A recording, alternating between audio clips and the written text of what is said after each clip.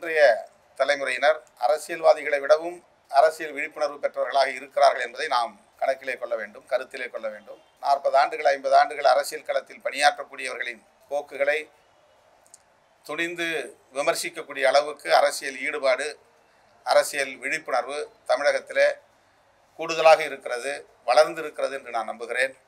எனவே வெறும் திரை மாயை ஆட்சியை பிடிக்க போதாது. தமிழ்நாட்டு மக்கள் அப்படி ஏமாற மாட்டார்கள் என்று நான் நம்புகிறேன். லட்சக்கணக்கிலே மக்கள் திரளுவது என்பது திரைப்படத்தில் புகழ்பெற்ற செல்வாக்கு பெற்ற கதாநாயகர்களுக்கு இயல்பான ஒன்றுதான். ஆந்திராவிலே சிரஞ்சீவி, பவன் கல்யாண், அதை போல தமிழகத்திலே பல தலைவர்கள் இன்றைக்கு நாம் விஜயகாந்த் உட்பட விஜய் வரையிலும் பார்க்கிறோம். ஆனால் அவர்களால் கடைசி வரையில் தாக்கு பிடித்து நிற்க முடிகிறதா என்ற கேள்வி எழுகிறது. ரசிக பட்டாளம் என்பது வேறு, அரசியல் விழிப்புணர்வு பெற்ற களப்பணியாளர்கள் என்பது வேறு. சில லட்சம் பேர் போதாது ஆட்சியை கைப்பற்றுவதற்கு. 5 லட்சத்திலிருந்து 10 லட்சம் பேர் ஒரு இடத்திலே திரண்டால் உங்களுக்கு பிரமிப்பை உருவாக்கும். ஆனால் அது ஆட்சிக்கு பயன்படாது. அதை வைத்து நாம் ஆட்சி மாற்றமே நிகழ்ந்துவிடும் என்று சொல்ல முடியாது. கட்சி தொடங்கி இத்தனை ஆண்டுகள் கடந்த நிலையில் 2 மாநில மாநாடுகளை நடத்தியிருக்கிறார்கள். 1வது மாநாடு 2வது மாநாடு என்றுதான் அதற்கு பெயர் சூட்ட முடிந்ததை தவிர கருத்தியல் சார்ந்து அந்த மாநாட்டுக்கு பெயர் சூட்ட முடியவில்லை. அதில் ஒரு ஐடியாலஜிக்கல் கான்செப்ட் இல்லை. நாங்கள் மாநாடு நடத்துகிறோம்னா வெல்லும் ஜனநாயகம் மாநாடு, அதில் ஒரு கான்செப்ட் இருக்குது. தேசம் காப்போம் மாநாடு, அதில் ஒரு கான்செப்ட் இருக்குது. மது ஒழிப்பு மாநாடு, அதில் ஒரு கருத்தியல் இருக்குது. அரசமைப்பு சட்டத்தை காப்போம் அப்படின்னு ஒரு பெயர் சொல்லி அதில் ஒரு மாநாடு போடுறோம்.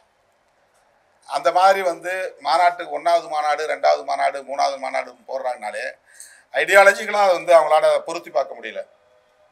இந்த கான்ஃபரன்ஸ் ஃபார் வாட் பர்பஸ், இந்த ஐடியாலஜிக்கல் பொருத்தப்பாடுங்கிறது இல்லை. அதில் 3 மணி நேரமோ 4 மணி நேரமோ நிகழ்ச்சி நடந்தது.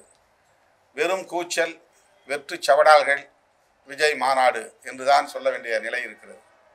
அதில் அதிகபட்சமாக ஆட்சியை கைப்பற்றுவோம் என்கிற ஒரு வேட்கை தெரிகிறது.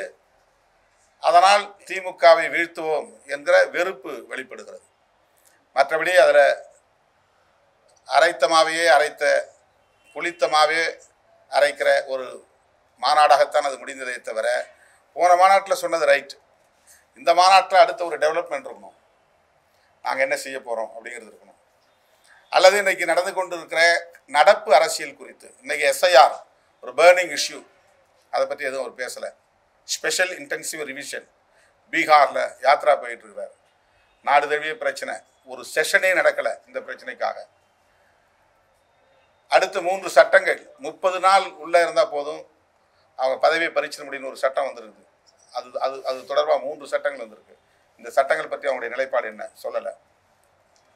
தமிழ்நாட்டில் தூய்மை பணியாளர்கள் பிரச்சனை இப்போ பெரிய அளவில் விவாதிக்கப்பட்டது. அதை பற்றி அந்த கருத்தும் இல்லை. தமிழ்நாடு உட்பட இந்தியா முழுவதும் ஆணவ கொலைகள் அதிகரித்து கொண்டிருக்கின்றன, ஹானர் கில்லிங்ஸ். அதை பற்றி அவங்க நிலைப்பாடு என்ன தெரியல. பெரியார் என்ன சொன்னார், அதை சார்ந்த எந்த பேச்சும் இல்லை. அம்பேத்கர் எதற்காக பாடுபட்டார், அதை சார்ந்த எந்த கருத்தும் இல்லை. வெறும் திமுக வெறுப்பு, ஆட்சி அதிகாரம் என்கிற நிலையில் தான் ஒரு மாநாடு நடந்து முடிந்திருக்கிறது. எனவே அவங்க ஐடியாலஜிகளோட இன்னும் சிங்க்ரனைஸ் ஆகலை.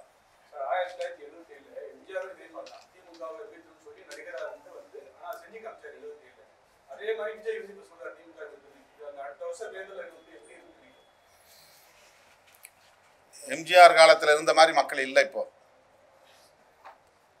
இன்னைக்கு இருக்கிறவங்க ஒவ்வொருத்தரும் ஹீரோ, ஒவ்வொருத்தரும் ஜேர்னலிஸ்ட்.